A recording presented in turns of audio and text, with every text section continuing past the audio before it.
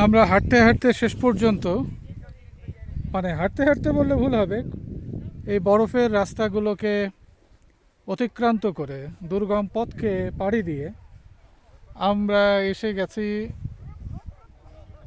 ইতনার দ্বিতীয় বৃহৎ জ্বালামুখ। আমরা সবচেয়ে বড় যে জ্বালামুখটা আছে সেখানে যাওয়া সম্ভব ছিল, কিন্তু আমরা ক্যাবেল কারে না চড়ে আমরা হাঁটতে হাঁটতে এখানে আসার পরিকল্পনা করাতে ওই পর্যন্ত আর যাওয়ার আমাদের শক্তি ছিল না। সেখান থেকে ধোঁয়া উদ্গৃহীত হচ্ছে, এখান থেকেও ধোঁয়া উদ্গৃহীত হয়। তো আপাতত সুপ্ত অবস্থায় আছে এবং এটি দ্বিতীয় বৃহত্তম, কিংবা এমনও হতে পারে এই এই জ্বালামুখটি এতটাই পোটেনশিয়াল যে যদি এটি বিস্ফোরিত হয় তবে ভূমধ্যসাগর, পেছনে ভূমধ্যসাগর রয়েছে। আমরা কিন্তু অনেকটা আকাশ মেঘের উপরে, এখন আপনারা দেখতে পাচ্ছেন নিচে মেঘ, তার উপরে এখানে কিন্তু অক্সিজেনের ঘাটতি আছে। আমরা অনেকক্ষণ ধরে আছি, হাঁপিয়ে যাচ্ছি, আবার আমরা মানে এগিয়ে চলেছি। তো এই চমৎকার একটা অভিজ্ঞতা আমাদের হলো এবং আমরা একটি প্রাকৃতিক ইতিহাসের সাক্ষী হচ্ছি, কারণ এটি বিখ্যাত, অন্যদিকে কিন্তু কুখ্যাত। আমি আগেও বলেছি যে এই আগ্নেয়গিরির মাধ্যমে কিন্তু অনেক বসতি, অনেক মানব সভ্যতার অনেক অংশ এখানকার বিলীন হয়ে গেছে, আবার গড়ে উঠেছে নতুন সভ্যতা। সেই সভ্যতা কীভাবে গড়ে উঠেছে? এই যে মাটি, এই মাটি খুব উর্বরতা লাভ করেছে এবং এখানে কৃষি জমিগুলো খুবই উর্বর, যে কারণে এখানকার অধিবাসীরা কিন্তু আপনার কি বলে যে খুব সহজে কৃষিকাজ করতে পারে এবং খুবই উর্বর মাটির জন্য ফসল উৎপাদন কিন্তু বেশি হয়। এটি কিন্তু সেই আগ্নেয়গিরি জ্বালামুখ।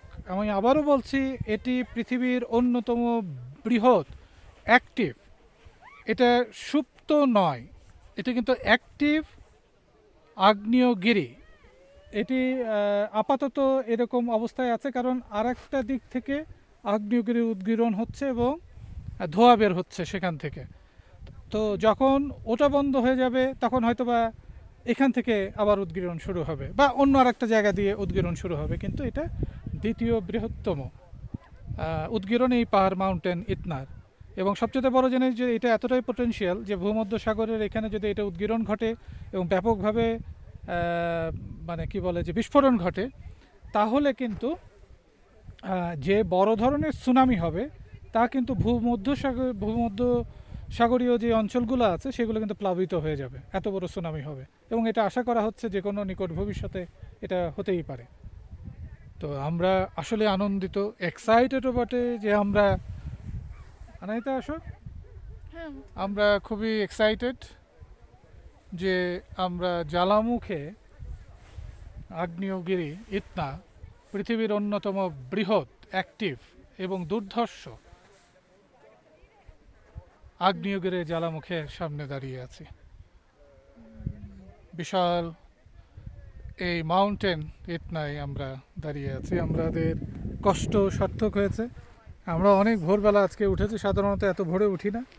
হ্যাঁ, শুধুমাত্র এই এখানে আসার জন্য, কারণ এখানে একটা মাত্র গাড়ি আসে, সিসিলির কাতানিয়া থেকে একটা মাত্র সরকারি বাস আসে সেখানে, এবং একটাই যায়। তো আমরা যদি মানে দেরি করে উঠতাম তাহলে লাইনে দাঁড়িয়ে সেটা টিকিটটা পাওয়া যেত না, কিছুটা আগে গেছি বলে সেটা পাওয়া গেছে। আপনারা যারা আসবেন তারা অবশ্যই আগে থেকে এখানকার যে ট্যুর অপারেটর আছে তাদের সাথে যোগাযোগ করে, কারণ ওই বাসই হচ্ছে সীমাবদ্ধ করে দেয় যে কতজন এখানে আসতে পারবে। খুব বেশি মানুষ এখানে আসার অনুমতি কিন্তু থাকে না, কারণ যদি কোনো বিস্ফোরণ ঘটে তাহলে প্রচুর মানুষকে ইভোকুয়েট করা, এখান থেকে নিরাপদ স্থানে সরিয়ে নেওয়া কিন্তু সম্ভব হয় না। সে কারণে তারা সংখ্যাটাকে সীমিত করে দিয়েছে। এখানে লাভার উদ্গীরণের পরে এই যে কালো যে মাটিগুলো দেখা যাচ্ছে, এগুলো কিন্তু একসময় লাভা, জ্বলন্ত লাভা ছিল, ধীরে ধীরে সেটা ঠান্ডা হয়ে মাটিতে পরিণত হয়েছে কিংবা ধুলোয় পরিণত হয়েছে, বা কিছু অংশ পাথরের মতন হয়ে গেছে। কিন্তু আমি হাত ধুয়ে দেখলাম এখানে কিন্তু একটা গন্ধ আছে, একটা একটা স্মোকি বা সালফারের একটা গন্ধ আছে আর কি। মানে পিচ ঢালা যেহেতু রাস্তাটা তো। আগুনে, এটা কিন্তু পোড়া পাহাড়, পোড়াটাই কালো পাহাড়, খুবই কালো, নিকশ কালো কালো পাহাড় এখানে। তো রথি, তুমি কিছু অনুভূতি ব্যক্ত করো, এটা তো ঐতিহাসিক একটা মুহূর্ত। ঐতিহাসিক বলবো, প্রাকৃতিক ঐতিহাসিক মুহূর্ত আমাদের জন্য যে আমরা এখানে যে এসেছি। তোমার কি অনুভূতি? অনুভূতি ওই যে মানে ভাষায় প্রকাশ করার মতন না, তারপরেও মানে আসতে পারলাম, এটা একটা বড় সাকসেস। আর এতদিন হয়তো মানে ছোটবেলায় বইয়ে পড়েছি আগ্নেয়গিরির কথা ভূগোলে, কিন্তু সেটাকে সামনাসামনি দেখব, সেটাকে স্পর্শ করব, এটা আসলে ধারণা বা চিন্তার বাইরেও ছিল। ধন্যবাদ তোমাকে, কারণ তোমার আগ্রহ ছাড়া আসলে আমরা হয়তো পারতামও না এটা। তো এটা অসাধারণ অনুভূতি, অসাধারণ। আনাহিতা, তোমার অনুভূতি বলো। তুমি এখানে আসো, ফ্রেমে পেছনে রাখবো এটা, হ্যাঁ। আমি চাচ্ছিলাম আরও উপরে যাওয়ার জন্য, বোধহয় নেক্সট টাইম হচ্ছে আমি সেই করবো না, আমার প্যারেন্টস হচ্ছে ভিডিও কলে রেখে যাবো না। আমি জাস্ট হচ্ছে ইয়ে পিছন থেকে না, দূর থেকে দেখতে চাই কীভাবে হচ্ছে ইয়ে কি ভোলকানে হচ্ছিল অ্যাক্টিভ কীভাবে হয়, আমি হচ্ছে ওটা চাই, কেন হচ্ছে সেন্সেশন অনেকই ভালো। আর কি বলবো, হ্যাঁ আসেন। আমি হ্যাঁ, বলো। একটু বলি, সেটা হচ্ছে এতদিন হাতে মানে যখন স্কুল বা কলেজে ছিলাম, হাতে এঁকেছি অনেক ভলকানোর ছবি, আর সেটাকে স্পর্শ করলাম। আর এটা ইতনা সিসিলি, এটা ইতনা নড়াইল না কারণ আমাদের নড়াইলেও আর একটা ইতনা আছে বাংলাদেশে। তো আপনারা যদি কখনো সিসিলি আসেন, তো আমি বলবো এটাকে অবশ্যই একবার হলেও এসে দেখা বা স্পর্শ করার চেষ্টা করবেন। ধন্যবাদ। আমি আর একটু কথা বলি, সেটা হচ্ছিল যে এখানে এখানে এখানে কিন্তু সতর্কতার সাথে পা ফেলতে হয়, অর্থাৎ বিভিন্ন জায়গায় কিন্তু বরফে ঢেকে আছে নানা ধরনের কি খানাখন্দ মতন আর কি।